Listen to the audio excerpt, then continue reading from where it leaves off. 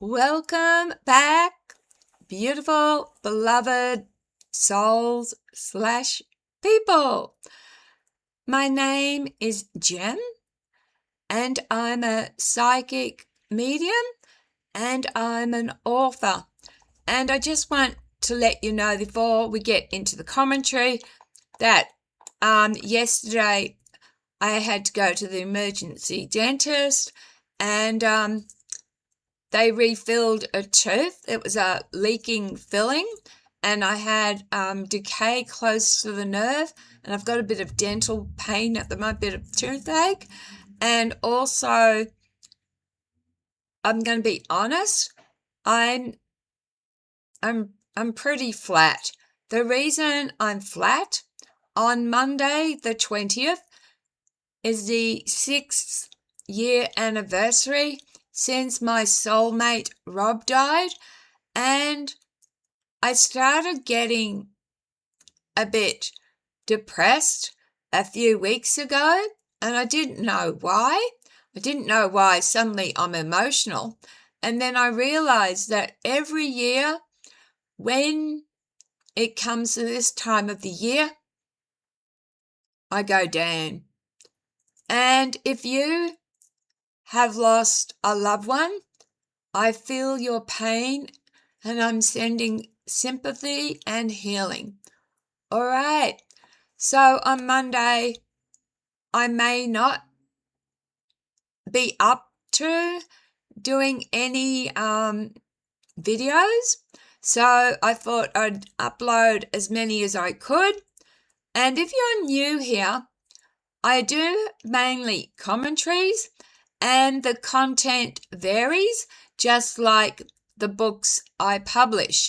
So I look at anything and everything through a lens, and there's one thing I ask all my viewers to do, and that's question everything, including me, because the moment you blindly believe is the moment you stop being skeptical.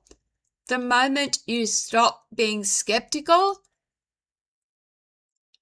you stop growth, and you become very narrow-minded and rigid. Okay, let's talk about this. Is music casting spells on us?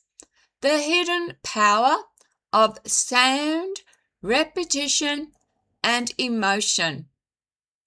There's something about music that slips past the guards of the mind. It doesn't knock on the front door politely. It sleeps. Oh, sorry, as I said, because of my dental work, my tooth is actually aching. It doesn't knock on the front door politely. It sleeps. Oh, I said it again. It seeps. S's. It seeps through the windows, through the skin, through memory. And that's where I want to begin. Because today, I'm not going to talk about hidden frequencies controlling humanity. We've already unpacked that, and honestly, there's no solid evidence that mainstream media is secretly engineered with mind control frequencies. But what I am talking about is something far more subtle, and in some ways far more powerful. Music as emotional architecture. Every human being is, in a very real sense, rhythmic. Your heart pulses. Your breath cycles. Your brain produces electrical patterns. Not one fixed frequency like a tuning fork, but a constantly shifting orchestra of signals. So, when we say music affects our vibration, there is truth there, just not in the mystical number sense that people often use online. Music interacts with your nervous system. Slow, harmonic sounds can calm you. Fast, percussive rhythms can energize you. Dissonance can create tension. Repetition can induce trance-like states. This is not magic in the supernatural sense. It's neurobiology, but it feels like magic. From Gregorian chants to trap beats. Let's travel back for a moment. Think about Gregorian chants. These are chants that monks did, echoing through stone cathedrals. These chants were slow, layered, predictable. They were designed to synchronize breathing, reduce I'm having trouble today. Reduce mental clutter, create a shared emotional state. Now, compare that to modern music. Since the rise of rock and roll, music has become louder, faster, more rhythm heavy, more emotionally direct. And as we move into genres like hip hop and rap, the emotional tone often shifts towards assertion, struggle, anger, identity.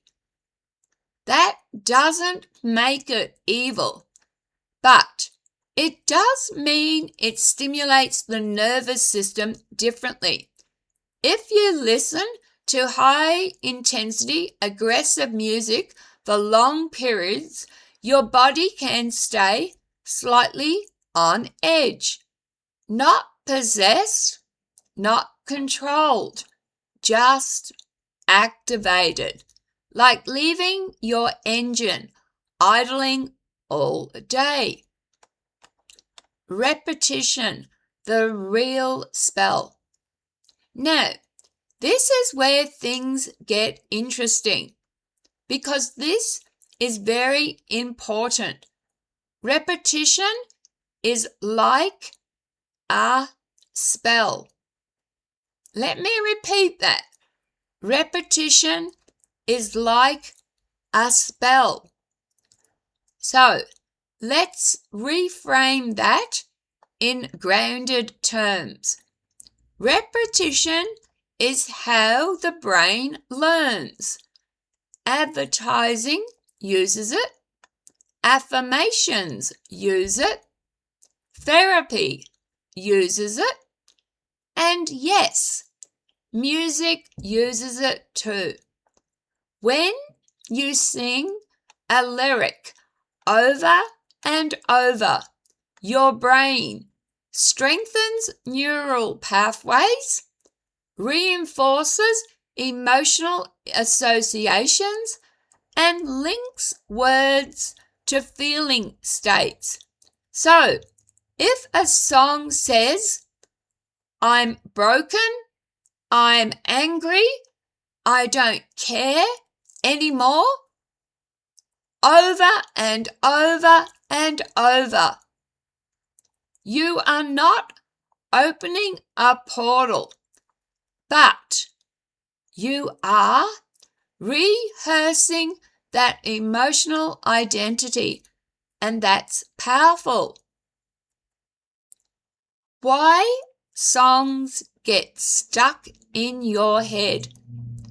That phenomenon has a name, an earworm, and I'm going to spell it for you like this: ear, EARWORM. Isn't it funny? Not like here, HEAR, but ear, earworm. Your brain loops unfinished or catchy patterns because it likes completion. It's not an external force placing it there. It's your brain going, hey, we didn't finish this pattern. Let's run it again. But here's where my intuition is onto something. If that loop carries emotional weight, it can subtly shape your mood throughout the day. So a song can become a kind of internal mantra, not mystical, but deeply psychological. Okay, concerts, symbolism, and that lost time feeling. I've seen videos and interviews of people going to concerts and feeling like they can't remember parts of it, they're overwhelmed, or almost spellbound. Let's unpack it without dismissing it. At large concerts, several things happen. Sensory overload, lights, sound, crowd energy, emotional intensity, adrenaline spikes, altered perception of time. This can create a dissociative-like state where memory encoding becomes patchy. So, someone saying they don't remember parts of a Taylor Swift concert doesn't mean something supernatural happened. It often means their brain was flooded, too much input, not enough processing.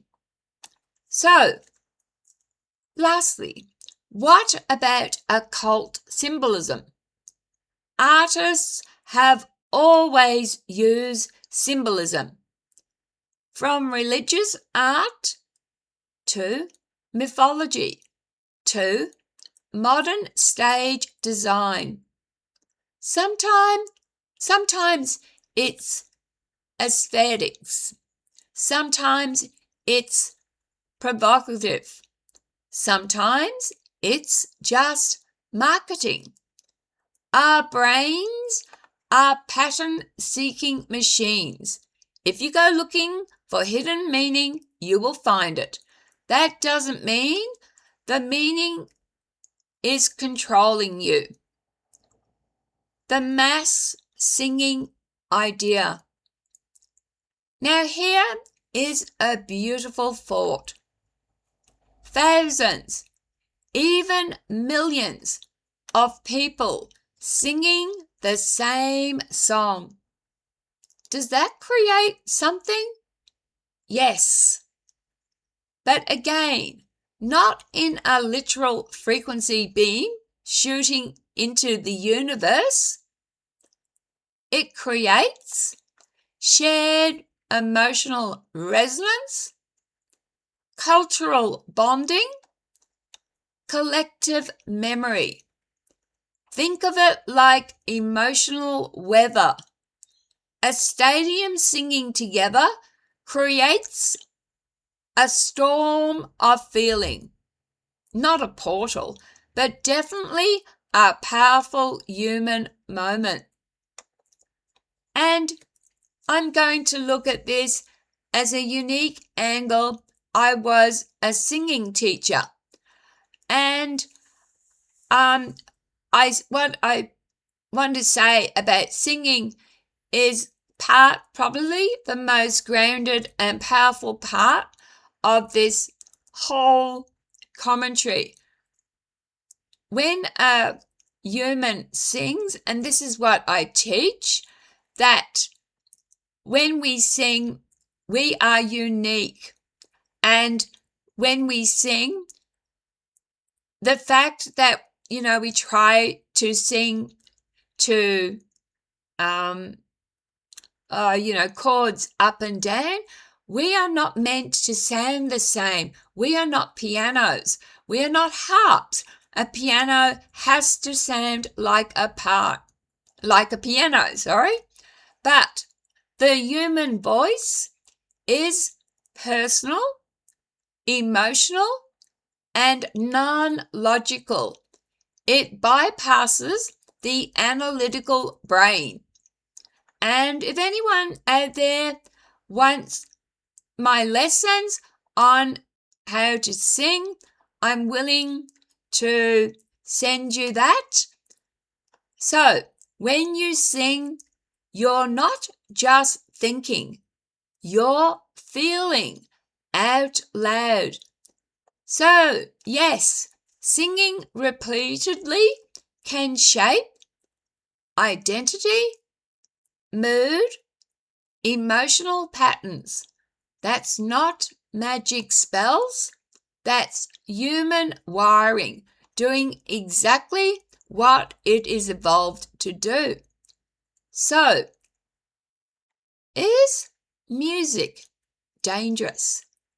Music isn't harmless, but it's not secretly casting spells either. It's more like fire. It can warm you, it can energize you, it can overwhelm you if you're constantly in it. The real power of music isn't hidden frequencies. It's emotion, repetition, identity, environment.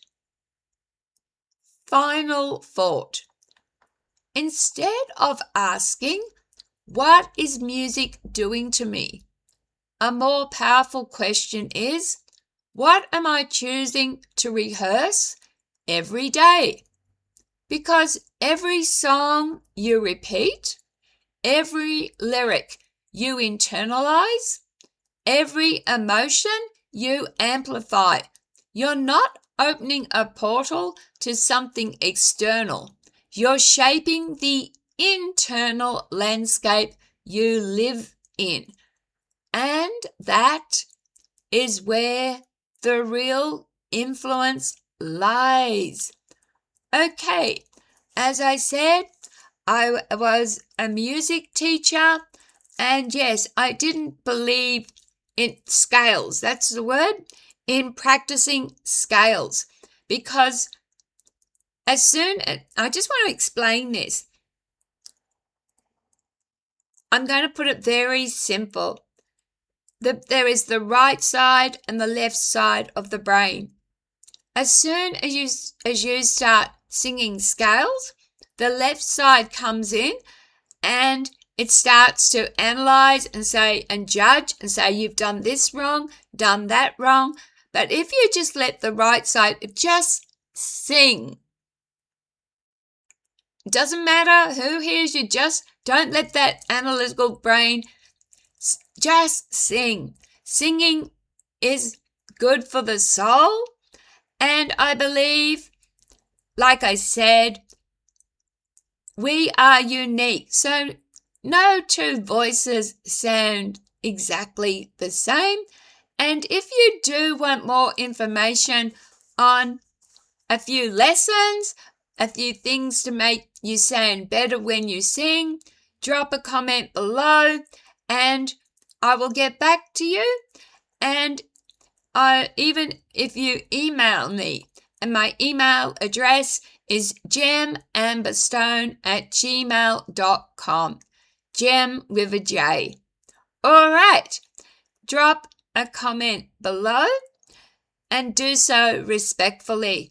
Do you believe that when we sing, we are singing because it's repetition, we are creating something? And is that creation external or internal? And may you enjoy your singing. Don't care who's listening. Be free. And again, sorry for a lot of trouble speaking. It's this tooth up here. And the private dentist wanted to do a root canal and a crown. Yeah, right. I don't have thousands of dollars, so I'm struggling. All right, beautiful beloveds. I ask that you be kind to each other. Take care of yourselves. Love, light, and blessings. Have a good weekend, and I may see you tomorrow, but as I said, Monday is going to be hard for me. Bye.